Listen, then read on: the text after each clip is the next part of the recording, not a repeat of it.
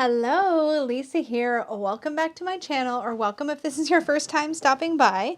Today, we are going to be taking a look at this gorgeous special edition Citadel Oracle by Liminal 11. Oh my goodness, when I tell you that this is the most beautiful presentation. Look at this copper detailing on this beautiful box. But the most exciting thing to me about this special edition box from Liminal 11 is that it has a gorgeous linen finish on the outside, and it is styled to look like a book. How gorgeous is this? It literally looks like a book, like you could put it on your bookshelf, like so. And it opens like a book. Oh my goodness. This is like fantasy lovers' dream. Now, if you are new to this deck, the Citadel Oracle deck came out as a special, in a different version, in a smaller pocket version, along with, I believe it was the Seed and Sickle Oracle deck. I'm sorry for my lack of knowledge, y'all. But it came in as a little companion deck to that. And there was so much love for this little special deck that they turned it into a full-fledged deck, and that is what we're going to be seeing here. Now, you can get the Citadel Oracle from your regular mass market publisher, retailer, or sorry, not publisher. You can get the mass market version of this deck from your local retailer, your local independent bookstore, or Amazon. But this is the special edition, so it's a limited edition version from the publisher Liminal 11. You can only get it from Liminal 11. I will have links down below for you. And they sent this to me so I could share it with you. So they sent it to me for review. We're going to take a look at everything that's inside here, talk about the decks, plural, yes, that are in the special edition, and we're just going to get into it. But can I just, it's just everything. The way that this opens, it's magnetic, right? And then it opens like a book, and it opens all the way out. And oh my God, I just realized something. I did not notice this before. I missed this. Oh my God, look at this. This is a map of the Citadel. Are you kidding me? I have opened this box twice. Once to get a lot of the plastics off in preparation for this video, and once so that I could film some footage of just opening it up and seeing what's inside, and I missed it even then. I did not realize until just now that this opens all the way up into this beautiful, are you kidding? So when you open this all the way up, this is what happens. You get this beautiful map complete with numbered locations so you can match it up here. That is so freaking cool. Okay, wow.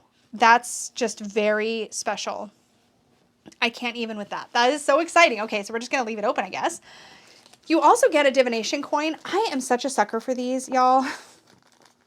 I've collected a few of them connected to different decks, and I love these.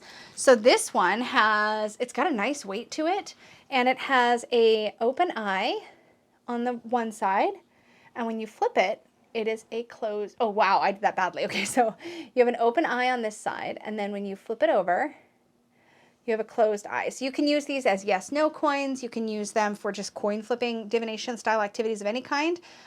So that's super fun. That's going to go in with my little collection of these. You also get your certificate identifying it as one of the numbered limited edition, special edition versions of this deck. Now, if you are a gamer, by which I mean like a role-playing gamer, be still your heart, because in the special edition, you get an entire tabletop campaign based on the world of the Citadel. So this is the campaign. This is pretty freaking awesome. I cannot wait to read this through and see if I can find people to play this with me because I want to. I want to, for reals. So this is, I think is it meant to be like a one-off? I'm assuming it is. Let's see if it says how the campaign works, page 6.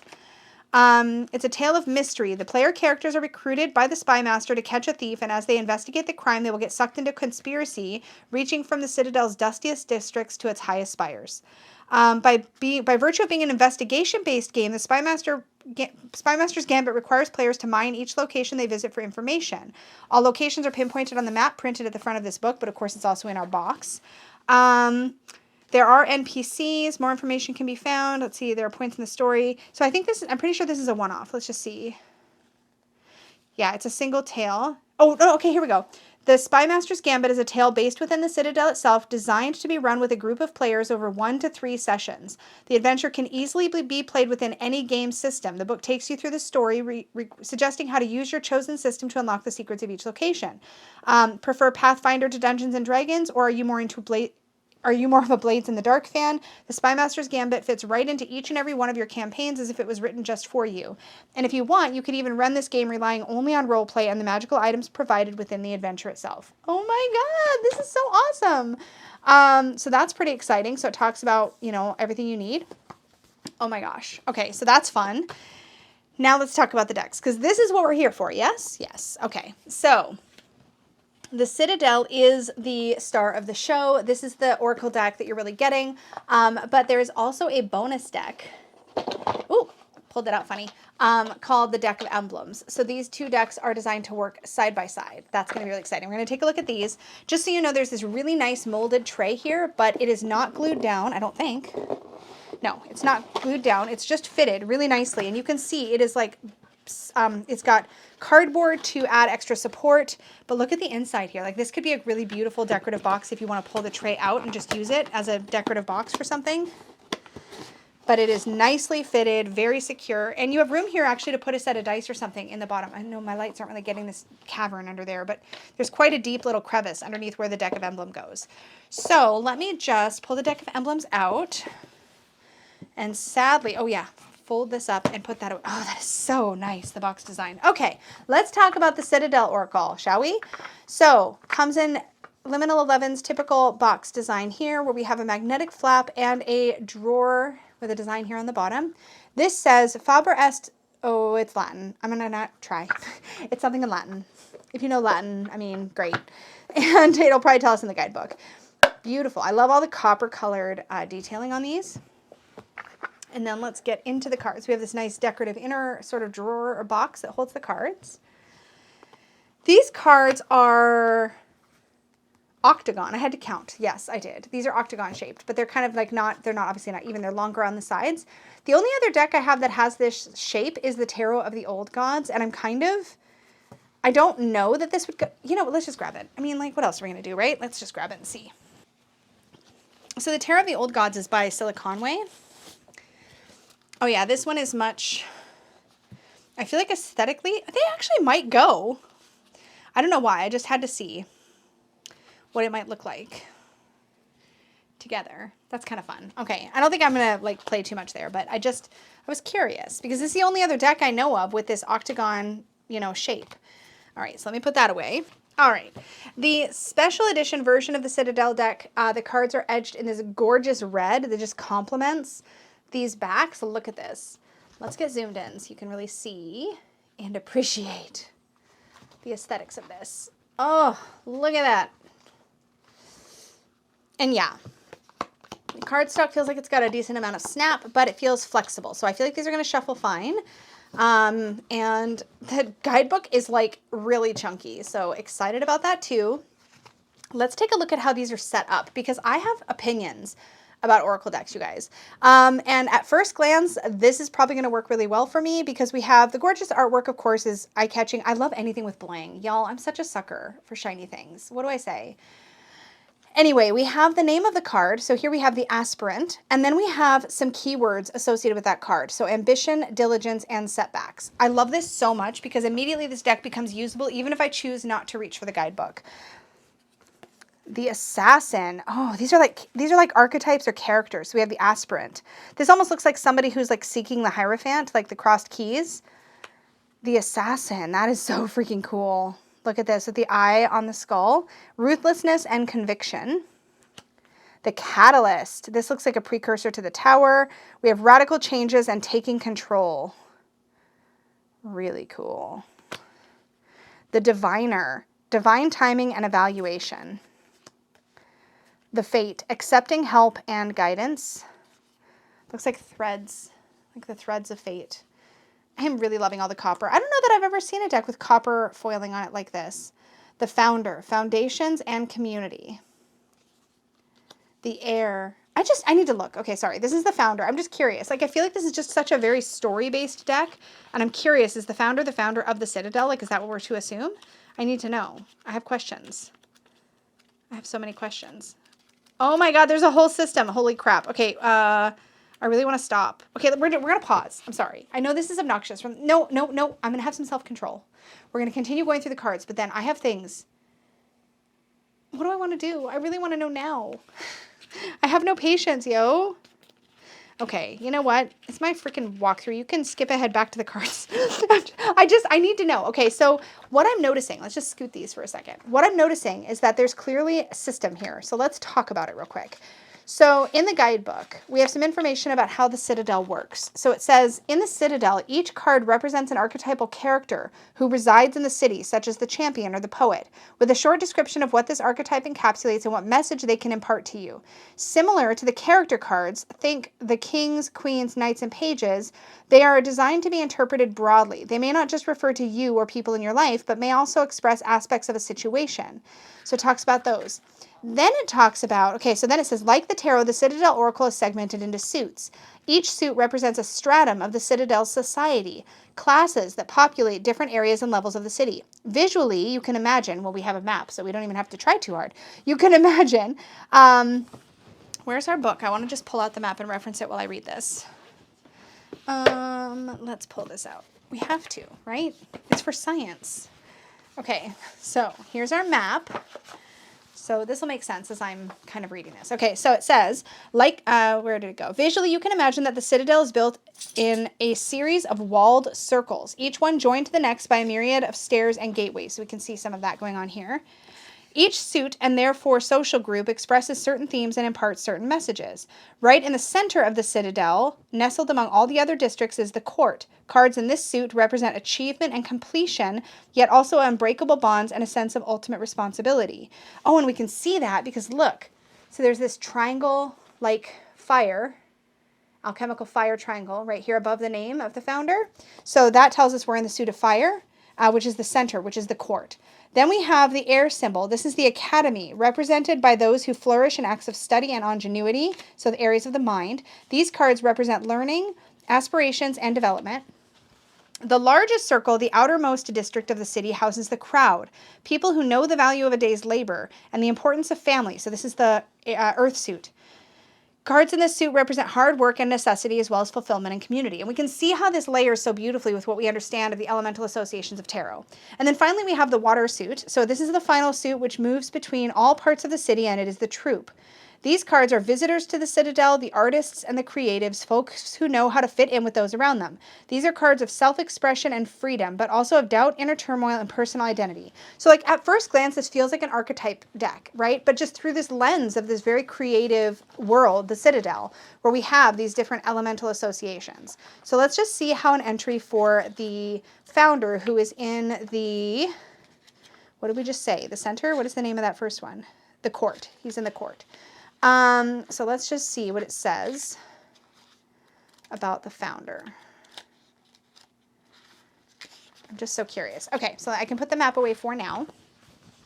So about the founder, which is this card here, it says, a tapestry hangs in the great hall, wide enough to cover the entire wall. It tells the tale of the Citadel's founding, the great battles that were fought, and the first stones that were laid. In the center is depicted the Citadel itself, a bastion of peace nestled in the landscape. Among the figures working on the walls, one humble person stands. This is the Citadel's founder, the warrior who laid down their blade to pick up the hammer instead. To build a community, the foundations must first be laid. What sort of a person must you be to best support those around you? Someone you know may be asking for help, but you may not be able to provide what they need right now. Assess whether you're the right person to assist them, and if not, work out why. What's holding you back from being the best support that you can be? Now is the time to address any unresolved feelings so that when you build that community, you can do it together. Reversed, giving too much of yourself to others can leave you feeling emotionally drained. Rather than continuing to give, take a step back and focus on your own well-being. Rebuild your own city before you reach out to help others with theirs. So it's very much like the oxygen mask analogy, like basically make sure your own oxygen mask is secure. Okay, this is really freaking cool, and I like how it's described in this very narrative style. I'm always a sucker for that, so let's keep going now that I've had my little intermission to look at the guidebook, and we sort of know what we're working with here. Then we have the air, unseen potential and hesitation. The hound, loyalty, chains, and promises, and this is still in the court. The King, control and reversal of fortune. The Poet, relationships and vulnerability. So beautiful. I love this freaking copper foiling so much. The Queen, determination and sacrifice. The Sleeper, cause and effect, clarity. Look at this. It's that eye closed from the coin we got here. Right? It's the same symbol in the center of the card. That's beautiful. And then we have the Spy Master, knowledge and distrust. The Waker, so the other side of the Sleeper, right? Awareness and reflection. The Wise One, tradition and order. So those are the cards of the court. So how many is there per suit? We can quickly do math, right? 1, 2, 3, 4, 5, 6, 7, 8, 9, 10, 11, 12, 13, 14, 15. So there's 15 cards, I assume, per suit. So that is, can I math, 60 cards, which is a really nice number. So that's exciting. So real quick, I'm just going to go back to this overview. So that was the court. Now we're moving on to the academy. So this is the air suit, and we're looking at learning. We're looking at study, aspirations and development. So here we have the acolyte, new projects and learning. And this is really interesting because our first card in the suit of fire, the court suit, was the aspirant. So somebody who aspires to something, right? That really speaks to, I think, the energy of fire. So that's really exciting. And it's a very fool-like energy within that context. And then here, as we move on to the air suit, we have another fool-like card, but related to this idea of learning. So we have the acolyte, new projects and learning. The alchemist, balance, invention, and destruction. I love that so much. The archer, biding your time and planning ahead. Can you all tell I'm not wearing my glasses? Then we have the astronomer, discovery and augury. I love this so much. The captain, taking command and teamwork. The cartographer, a crossroads and exploration. The champion, achievement and downfall. The enchanter, deception, trickery. The guide, inheritance and correction. The orator, communication and confidence. The patron, mentorship and finances. And the priest, perseverance and faith. Oh, I thought that was the end. You see how I said and as if I thought I was the end? Then we have the scholar, investigation and research. The sentinel, determination and certainty. The warrior, perfectionism and burnout. This is such a strong card to have, especially in an intellectual suit, because perfectionism and burnout is such a strong thing that so many of us who do any kind of pursuit that involves the mind or the creativity, oh man, that is for real the struggle. Now we're going into the earth suit, and we start with the botanist, parenthood and legacy, the one who is nurturing. So as if like these first two cards, sorry, the first card in the courts was the aspirant. The first card in the academy was the aspirant. No, wait, that was the aspirant, was the acolyte. And now we have the first card in the earthly suit, which the earthly suit in the Citadel is the crowd. So these are people milling about and kind of doing their work. And we have the botanist who's going to nurture these little plants, right? Nurture the work. So again, parenthood and legacy. Ooh, the forgotten. This is so powerful. Look at this. Oh, there's like little spots foiling up here. Oh, and they're kind of like floating. Oh, it's something. Okay, sorry. Missed opportunities and fear of failure. The gambler, loss and risks. The hunter, sure-footedness and predestination. This is so pretty. The merchant, self-worth and trade. The miser, stubbornness and inflexibility. And is that closed eye right at the heart space. Oh. The muse, generosity and naivete. The pathless, difficult decisions, lack of direction. So when we feel that lost feeling, right? The pilgrim, opportunities and growth. The sailor, new influences, wanderlust. The shepherd, celebration and family. The smith, overthinking and taking action. I love that we've got kind of in all of these, we very much have both. We have keywords that are both in light and in shadow, right? Or could be read in a neutral way. So if it's a strongly, like say, negative word, it's followed by a more positive word, or it's just neutral words in general, which I'm really appreciating. Here we have the thief, seizing the moment or selfishness. We have an upright and reverse style meaning. The vengeance, overcoming slights and a choice. The walker, the unknown, a journey. And now we're into the water cards, the water suit, which is the troop.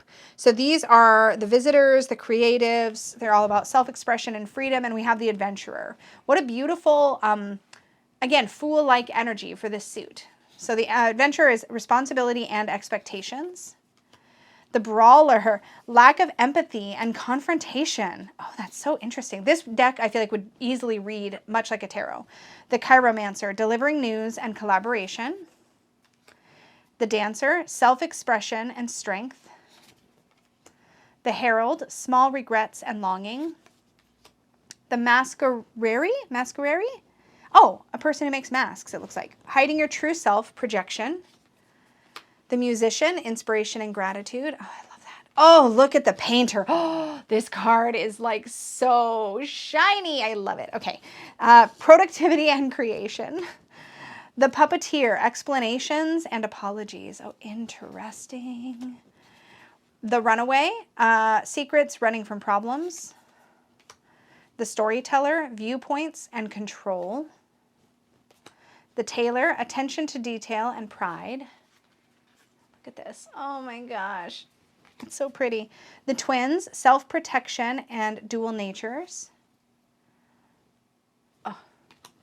The weaver, rediscovery and transition.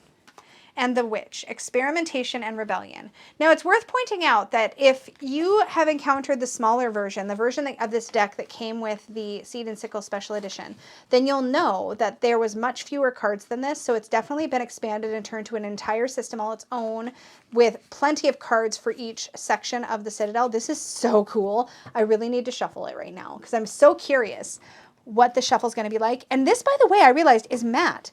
And I don't think Liminal 11 has done a lot of like really true matte cards, but these are true matte with that copper foiling. Ooh, it's got some like, I want to say bounce. Like it doesn't feel so flexible that it feels flimsy at all. It's a little bit on the stiff side actually, but it's got that sort of feeling of some bend and snap in it. You know what I'm saying? How does something like this fan? Actually pretty good considering it is a pure matte deck. And I like that the sides are longer. Decks that are either square or like even all the way around, I always like feel like they're going to get turned around funky. So I like that it's sort of square and tarot shaped. That's exciting. So that is the main deck. That is the Citadel Oracle. Let's take a look now at the bonus deck that comes in the special edition. This is the deck of emblems. So I'm curious what they've done here. Yay, it still has keywords. Oh my God, I'm so excited. Okay, so this is much like the other box. It doesn't have an interior drawer, but otherwise is the same kind of magnetic bottom. And these cards, let's take a look at the size. Oh, they're exactly this. Yo, they're exactly the same, which means you could probably shuffle them together. I'm really probably going to do that. But then they might not fit in their box. I've got decisions to make.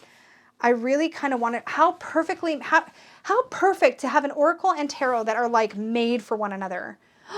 I'm so excited about this. Okay, okay, this is not a deck that I sought out. Okay, Liminal 11 offered to send this to me for review and I am geeking the heck out. Like my inner nerd is like flipping right now. This is so fun. Okay, so anyways, as we can see, it's obviously a thinner deck. So there's less cards in the little bonus Oracle. But considering we're getting like two completely usable decks, I have a little bit of flaking, I feel like, on the... Oh, no, I don't. It's just the artwork. Okay, so black edged for the... I really want to see how they look shuffled together. You guys, I'm going to have to, right? I have to? For science, right? For science. Yeah. Yeah. Okay, anyways, let's take a look at these. So let's read a little bit about this in the guidebook. So I'm assuming these are like tools maybe that the people of the Citadel can use. I don't know. Let's see. Welcome to the deck of emblems. If you've enjoyed delving into the world of the Citadel, this deck is an extra treat for you. Every card is an item. In this deck, they are referred to as emblems that can be found around the Citadel. Like the character cards in the Citadel, each emblem is steeped in its own story and meaning, but how they serve to shed light on your questions is up to you. This deck can be used as a standalone oracle or as a clarifier deck for readings with your other decks. Flip ahead to the How to Read the Deck section for more information on how to get the most out of your cards, and there's also some spreads designed for the deck of emblems. I can't talk. Oh, quickly, I forgot to look at the guidebook for, I kind of looked at it, but the guidebook for the Citadel Oracle is really chunky, right? You have full page images for every single card and a full page of text for every single card. And I'm assuming, oh my, okay, hold please. I know I'm all over the place with this, y'all. It's just going to be chaos. We're rolling with it, okay? This is how it goes. In the Citadel Oracle, so back to this for a second. When you get to the end of the cards, this was not expected, you have an entire section on gaming with the Citadel. Oh my God. Okay, so anyways, it talks about how to build a location. It talks about, oh my God, this is so cool. Okay, so it talks about how to build a location. It talks about building an encounter. This is really cool. And it talks about building a character, in-game fortune telling. Then there's spreads. So we have a spread for each of the sections of the Citadel. So the troop, the crowd, the academy, and the court. And then one for the entire Citadel, which is really cool. Then we have the sword and shield spread, the sword spread, the shield spread, and then an entire section on complementing the tarot. The gates, so making this a one card draw before laying out your tarot spread. This card provides the background against which your events take place and may provide a broader contextual setting for your question. The castle, this one card draw is made at the end of a tarot reading and provides clarification. I mean, this is such a well thought out entire world of its own. I am here for the freaking world building. Y'all know with my deck that I'm making that the world building and like getting to know the characters and like creating an entire world, again, world building, I can't say it enough, is so my jam. This is, yeah, I'm having a whole moment. Okay, back to the deck of emblems. So there are spreads, but for the individual entries, you have the item, you have its keywords, and then you have a little write-up, including a note specifically for if you're using this as a clarifier. Okay, and then there are also some spreads. There's a center spread, a compass spread, a destination spread. Oh my God, you guys, this is so cool. Okay, so anyways, let's zoom back in and talk about, let's go through the deck of emblems because yes. Okay, so we have bell, which is signal, alarm, and celebration. Blade, which is conflict, injury, and apprehension. Book, knowledge, history, and education. These are so good. Broom, new starts, cleansing, and resources. I mean, the thing that this does so well is that it's not asking me to work too hard to make connections with these cards because we get keywords. They can be jumping off points. You can go any direction from there that you want. Plus, we also have the guidebook. But I love that there are keywords on all of these cards. It just makes this system so usable. I'm gushing, I realize, but I'm very excited.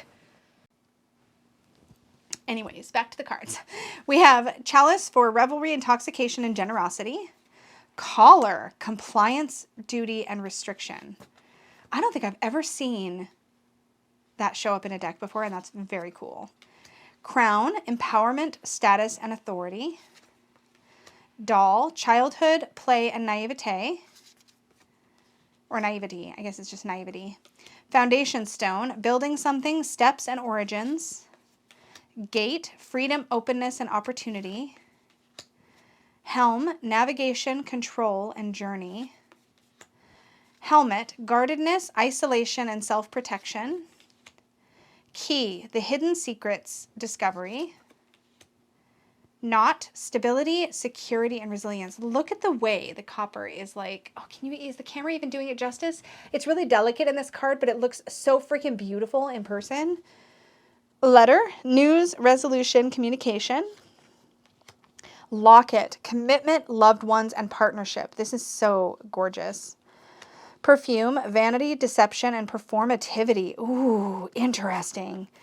Vial, mystery, strangeness, and transformation. Pomegranate, vitality, sensuality, and bodily autonomy. Purse, privacy, finances, and windfall. I love all the different types of like coins we see coming out of this bag. Oops. Rune stones, ancient wisdom, fate, and divinity. And they've kind of done their own thing. They've kind of made their own runes here, which I think is really cool because it keeps you in the world of the Citadel. Again, this is very well thought out. And these look like part bones and part like found objects. Oh, so cool. Scorpion, danger, accident, and subterfuge. Signpost, indecision, multiplicity, and crossroads.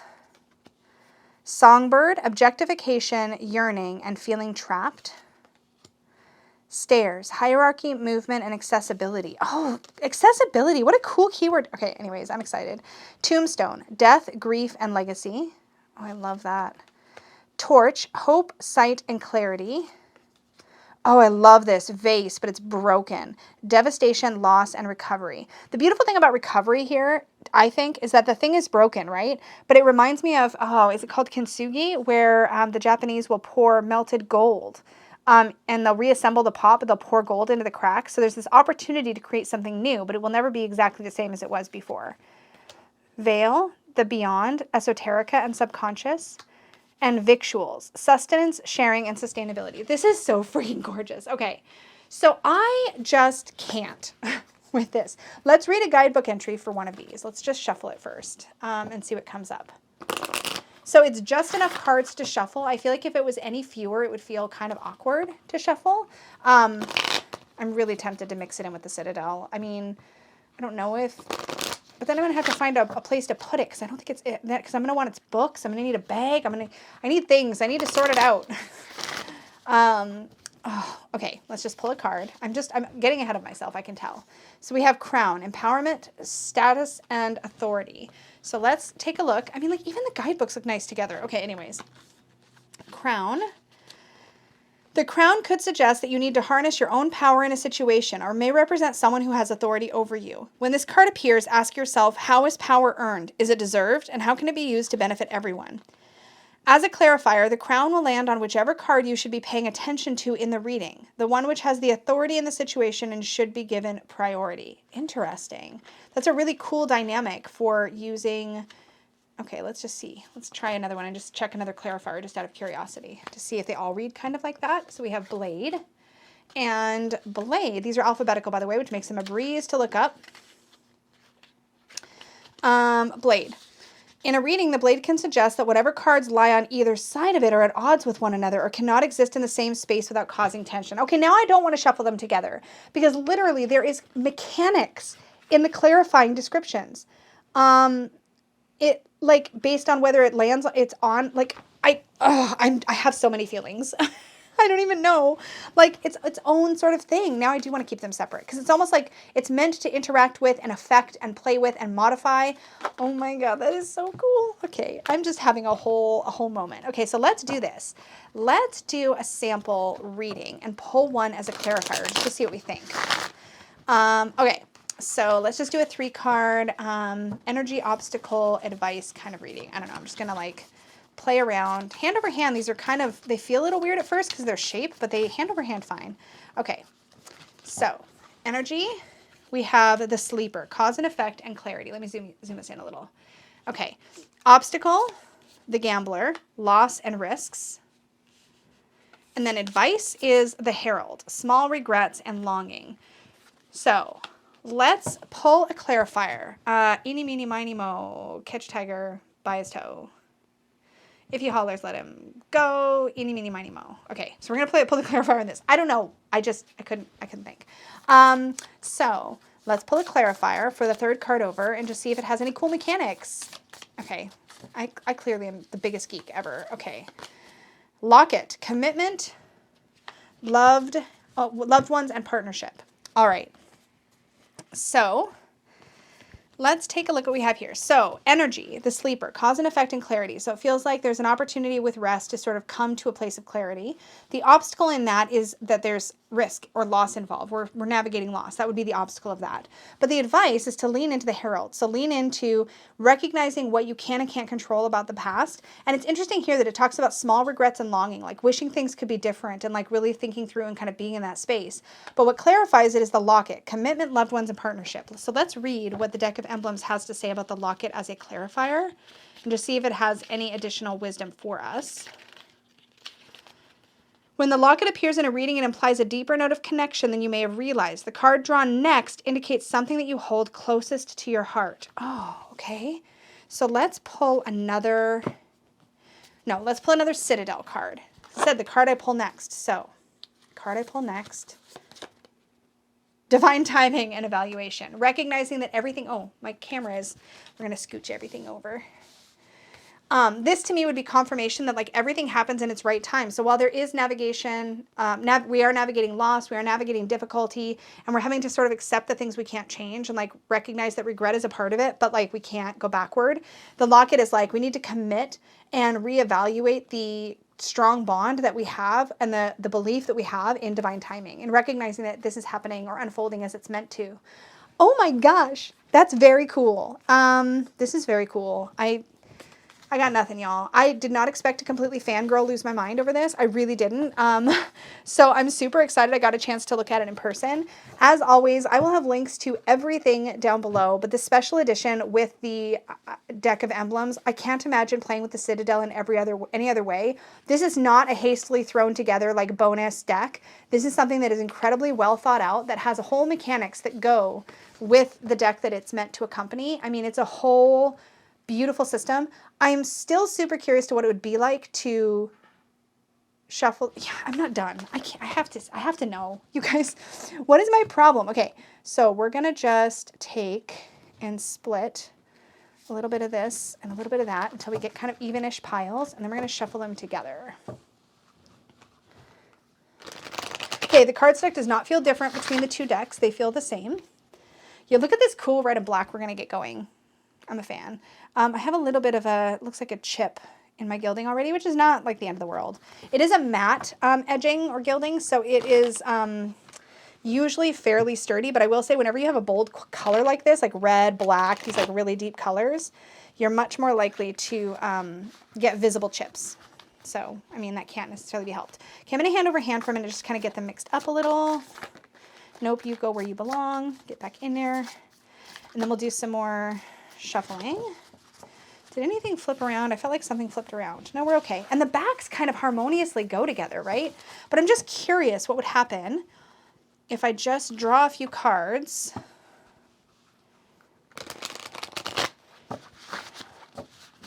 and play with those clarifier mechanics. I'm just so curious. I need to know. So we're just mixing them up. Okay. So I'm just going to do it like this. I'm going to just pull some cards. I'm closing my eyes. I'm going to pull 1, 2, 3, 4. Okay, I got 4. All right, let's just flip these over and see how they sort of function together.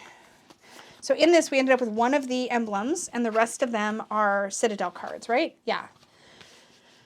So again, I'm going to take a look at the clarifier first, or the Citadel card, or excuse me, the deck of emblems card first to see if it has special mechanics. Because I don't know why I'm using that word. That's just how it feels like to me. Okay, so we have the Scorpion, Danger, Accident, and Subterfuge. So let's just see, Scorpion. As a clarifier, the Scorpion is a warning sign. Whatever card you just drew, so that would be this one, may present a risk to you, even if that threat is not apparent at first. The risk may be in the situation itself or a warning against taking a particular path of action. Tread carefully. So let's look at what we have on the table, which is very interesting. The Puppeteer, Explanations and Apologies. The Patron, Mentorship and Finances. Then we have the Scorpion, which is kind of cuddled up to this card. And then we have the Runaway, Secrets and Running from Problems. So this is like a big old red flag reading, isn't it? We have the Puppeteer, who sounds like there may be problematic, right? Explanations and apologies. Then we have the Patron, who maybe comes in looking like they're going to be helpful, but they are a Scorpion. So there's danger or risk with this particular individual. So they may be coming swooping in to try to help, and they have their own agenda. So it's like a warning, right? And then we have the Runaway, Running from Problems. To me, this is like, get thee out of this situation. This is a problem. So that is really cool. I may have to keep them together. Yeah, I may have to keep them together, because being able to like, and doing these like sort of open readings without specific positions in this combo, I think is going to be super cool and fun to play with. I'm really excited. I have made a much longer video than intended. I'm very sorry for those of you who are like not here for the long videos, but whatever. I figure if you're like not new to my channel, you probably already know that I tend to make longer videos, so probably not a huge shocker. But that is the Citadel Special Edition. Oh, which means I have a problem, because how am I going to store this? Okay. I have logistics that I need to sort out, because I really think I like them combined. But now I need to put them away. So I'll figure that out off camera. I will not subject you to that. But I've got decisions to make. But can I just one more time show off how beautiful this whole set is with its whole fold out map and like just exquisiteness, like for realsies. Maybe I'll just keep all of its parts in here and then just keep the decks separately. I don't know. I don't know. But I'm really quite excited about all of this. So maybe these things can stay together. And the little that. So maybe all that can stay together. These need to be played with. These definitely need to be played with. So I'm going to be playing with these. And I will definitely report back. But yeah, pretty excited about the Citadel and the deck of emblems. Like, what a fun, exciting tool to, I mean, for me, this is now officially in toy category, but it seems like it's going to give really potent like alchemical readings, like readings that really get to them, like the nuts and bolts of the situation. They don't seem to be treading too lightly. They're definitely willing to go right in and like get into it. All right, guys, thank you so much for hanging out with me. I'm going to see if I can figure out how I want to store all this and get into it. And I will see you in the next video. In the meantime, may your magic always shine from the inside out. Bye.